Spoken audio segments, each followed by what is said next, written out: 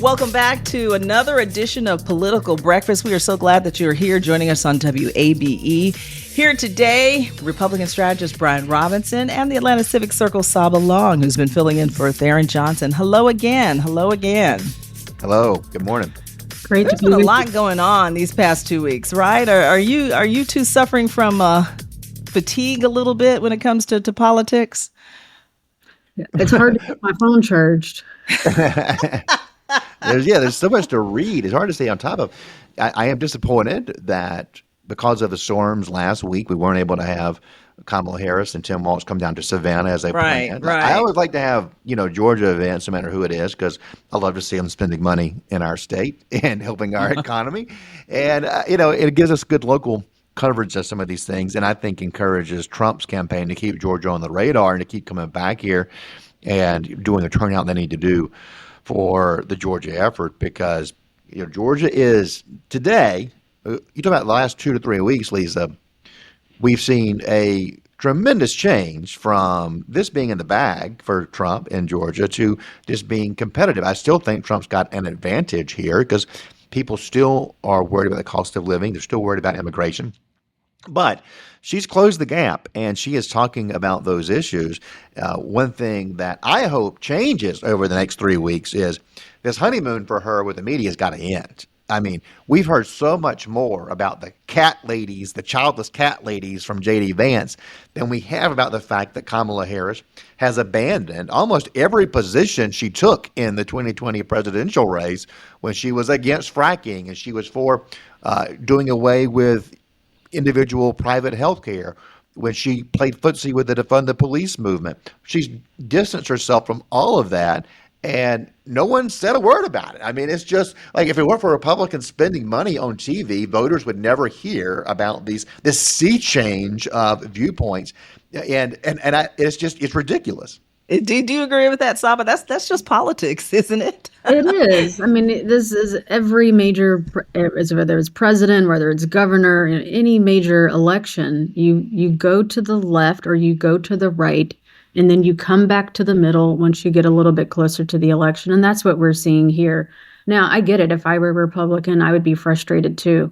I think she has had, a tremendous 3 weeks. I think the press has been downright giddy just because of the shift. Even that little thing coming out with her husband, that just came and went, didn't it? Yeah, it did. Yeah. And that was also an unnecessarily low blow. Mm-hmm. But if I were her press folks, I would continue to keep the course. You got the convention coming up in about a week or so. They're going to have a continued bump for that. And she's just got to figure out how to ride this wave for as long as possible. And I suspect the shift will start to occur next month. So September, I think we'll start to see a change. But again, the Democrats have raised $500 million, right? They've got, more and more people registering to vote, more and more people making sure they are registered to vote. And you just got to ride that train for as long as possible because the brakes are going to come. Mm-hmm. And so it's just a matter of shoring up your resources, getting your surrogates together, and putting together that winning message. I do want to point out to Saba's point about Democrats registering people. They don't have to do that in Georgia, Lisa and Saba, because 96% of eligible voters in Georgia are registered because of Republican leadership in this state with open access to legal voters. It's as easy as anywhere in America to register and vote. Stacey Abrams got credit for all of it. Well, she certainly takes credit, but she didn't sign the bill or write the bills that made it happen. It was Governor Kemp, who was then Secretary of State. It was Republican legislature. It was Governor Deal who signed it. And Governor Kemp has protected those reforms as governor. And, under SB 202, our current election law, which Democrats blew their tops off of, called Jim Crow 2.0, we had record turnout, and we still have 96+% of Georgia registered voters. Yeah, I generally agree with that, Brian, but I would point out that the Secretary of State released a website a week or two ago that allowed anyone who happened to have a Social Security number or other private information of a registered voter to remove them from the voter rolls. And we know that occurred. We saw folks attempt to even do it to Republican lawmakers to try to remove them from the rolls. So those types of things just kind of raise your eyebrow as you're getting close to an election. It's a question of, is this the right time to do this? Maybe it's something that should be done, but is this the right time to do this? And that's where you get concerns about, can I trust the election results? Like, what's the real impetus for the behavior? Yeah, well, I was going to say, what about this? Last week, the Georgia Election Board approved a rule that may allow local election boards to refuse to certify results. And they also approved more restrictions on ballot drop boxes. What do you think about the timing and the politics of all of that? Brian? Let me start off first and quickly address what Saba said about the website where you can cancel your voter registration. That's for people who move out of state or move to another county. So yeah, it's just a safeguard for good citizens to be proactive. It was too easy to sabotage somebody. Those have been fixed. There's been some security measures put in place on that, and that's a hiccup that you often see in a new rollout. But I'll point out that even before this website was live, you could do this through the mail. You would, put a postcard in, send it in saying, hey, I've moved, I've gone out of state. And frankly, if you move to Alabama and register to vote over there, they're supposed to tell Georgia that you did that. It doesn't always happen. So this is just an extra measure, and hopefully sabotage will be stopped. When it comes to the state election board and the stuff that's going on, part of my issue as a Republican is they're wanting to relitigate more issues from Fulton County in the 2020 election.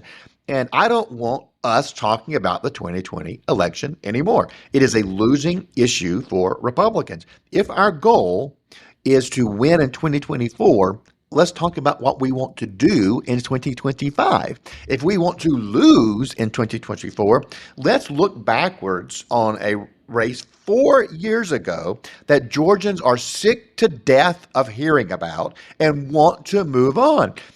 The critical mass of Georgia voters have said one cycle after another that if you focus on 2020, we're going to go with the other guy or gal who isn't, right? I mean, they've done it over and over again. Hey, how many times, as Senator Mitch McConnell always says, there's no education in the second kick of a mule, right? Which I love that line. Once you've been kicked, you should take measures to make sure it doesn't happen again. And we've been kicked, so let's move on. That case on the Fulton County side is something that was investigated. The case was concluded and closed, and now they want to reopen it. The state election board has no authority to tell the attorney general to investigate anything. They can ask the Secretary of State's office to do that. But in this particular case, we have adjudicated it. Let's move on. And let's not lose sight of the fact that I just mentioned SB 202, which passed in 2021. We had a major election, primary and general election, and then a presidential primary, and then a state primary. Since then, there was not one allegation of voter suppression or voter fraud. There was not one allegation of rigged outcomes in those elections. That's the system that we are working under now. Let's just embrace that and move forward into 2024 and focus on winning an election as opposed to being overly focused on how it's administered. Yeah, well, this GOP-led board isn't. And they say, board members say if Carr doesn't act, they will try to hire an outside lawyer. So, Saba, in your opinion, is 2020 ever going away? Should it go away? Should it always be on the minds of Georgians? I don't think it's going to go away. And I don't think there's anything that could happen that will change folks who believe that the election was stolen in 2020. I mean, there's literally nothing that the Georgia Elections Board can do other than to say that it was stolen. Maybe if the Republican majority said that, then they would feel some kind of way about it. But to Brian's point, I don't understand the play here. But one thing that we know that Trump has made clear is that if he loses, he's going to contest the results, right? And so this is that pathway to do that. Any elections board in any of the 159 counties can say, oh, we're not going to certify this. And if that occurs, then that means that Georgia is in a state of limbo. And, the one thing that we're talking about in our newsroom is how do we cover the day after the election? and the few weeks after the election, when we all signs point to if Trump loses the election, he's not going to accept the results. Yeah, he talks a lot, but we really think that might be the case. I mean, to Brian's point about the mule, if he did it in 2020, I certainly wouldn't bet money that he's not going to do it, right? I mean, all signs point to him doing it. And so, I believe him on the first go round. Mhm. And I think it's important for folks who care about democracy, who care about free and fair elections, to really get together now. Do not wait until the day after the election or the day of the election to figure out what to do here. And I think a clear sign to point to is what happened in Venezuela just a couple weeks ago. So you had an opposition party who won clearly, but the incumbent refuses to accept the results. And I do not want to see that happen in the United States of America. Yeah, so the message being that we need to take him seriously, at least when it comes to this particular threat. Yeah, absolutely. They're essentially, again, this rule, and there's another meeting coming up, right? So there's one on the 19th of August, if I'm not mistaken. And so, again, this is about, can we delay what happens in Georgia if we don't like the results, and if it went for a particular candidate instead of the candidate that we want? That is troubling. That should be troubling to any Georgia voter, whether you're a Republican, a Democrat, or an independent.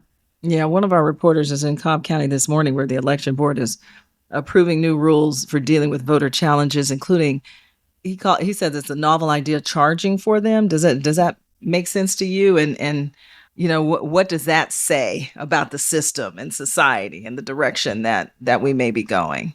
Yeah, and I think there's a broader challenge here, and I'm sure Brian would agree, that we are losing trust in institutions as a society. Mm-hmm. You don't trust anybody anymore. Yeah, right. We don't. I don't trust my elections board. I don't trust my governor. I don't trust my president. That is a recipe for disaster. Brian, you're sitting back in that cozy chair. What do you think? Just taking all this in. I mean, what does that say about society? I know you heard what was going on in Cobb County this morning. I mean, people are reacting fast to what the Georgia Election Board is trying to do, and it's just.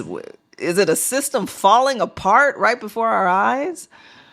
I do agree with you guys about the lack of faith in institutions. And I do want to point out that often when we're hearing about this from the establishment people, which maybe we're all a part of, they're usually talking about Republicans. Like Republicans have lost faith in institutions. But the truth is, it really is a bipartisan loss of faith. It is something that we're seeing despite partisan viewpoints across the country.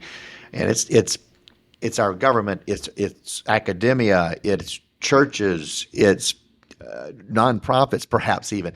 It's everything, and that's part of the cultural glue that holds the country together. And you're not going to wave a wand and make everybody believe that, like they did in the 1980s, perhaps, when we had a strong sense of appreciation for our institutions. Maybe the 1950s was another era where that happened. But let's not lose sight of the fact that we've gone through periods in our country, the 1960s being one of them, where there was a widespread loss in institutions, led to reforms, led to change, and slowly but surely the culture caught up with it.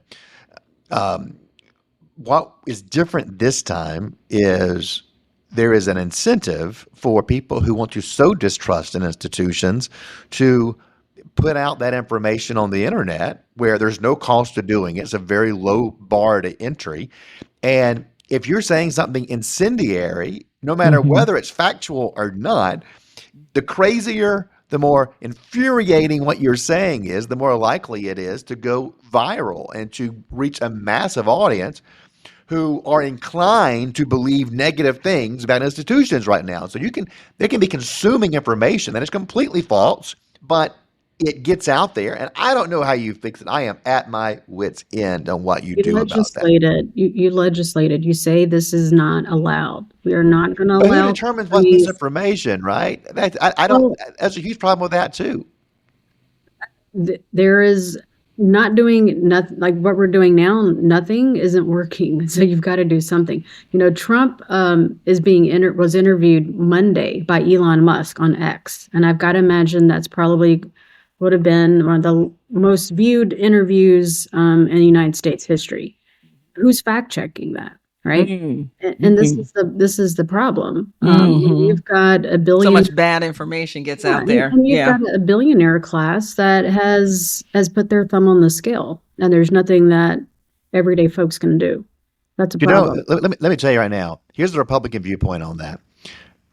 That during COVID, the left put out a set of quote unquote facts. And if you were on the right and you questioned the efficacy of masks, you questioned whether or not we should keep schools closed indefinitely and keep businesses closed, then you were accused of spreading disinformation. We saw it with the vaccines as well. And I'm somebody who's pro-vaccine.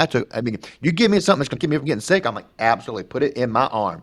But, they were raising questions, and some of their questions turned out to be legitimate. And in that period of time, the tech overlords and the bureaucracy of the federal government were trying to quiet those people, and they turned out to be right to some degree. They're not right on everything, obviously. Yeah. And so, but in that scenario, if the tech overlords and the bureaucracy are allowed to shut down any discussion like that, public schools might still be closed, right? I mean, at some juncture, you had to push back. Yeah. So the Financial Times did a story about this with respect to Elon Musk and Twitter, also known as X. I can't remember to call it X. I always think it's Twitter. Yes, right. But there's a question of who is responsible, right? So WABE is not allowed to go on air and say something that is just absolutely false and incendiary. Like, there are rules. Just put it, out into the universe. Right? Absolutely. And so the question is, are social media platforms, should they be treated the same as media? Yeah. And that's really what it boils down to. And now, if I'm Elon, I'm going to say, no, I don't want to, right? If I'm Zuckerberg, I'm going to say, no, I don't want to. And that's what's happening. The legitimate news media in Atlanta last week, and we discussed this on our first show this week, had stories based on a police report that Devin Saba, a state representative, was on drugs and was arrested for being on drugs and was in a bike lane and hit a bicyclist. He was not on drugs. He did not hit a bicyclist. The bike lane is not officially a bike lane. So is that misinformation? I mean, they were reading off of a police report, right? But is that misinformation? That, I think, really comes down to editing. And this is something that we talk about in our newsroom is police reports is a police officer's account of what happened. That doesn't mean that is exactly what happened. Right. And so you say, according to a police report, that has not been. Yeah. There's a way. Journalists, we use that police report as, the Bible. Police report, exactly. And so, I think one thing that journalism needs to do is also catch up to this age that we're in. Right. And that's happening some places, but not everywhere. But it's a real challenge. You cannot report the news today like you did 20 years ago. All right. Well, thank you guys again for dropping by and giving us some great thoughts. Thank you. Have a great weekend.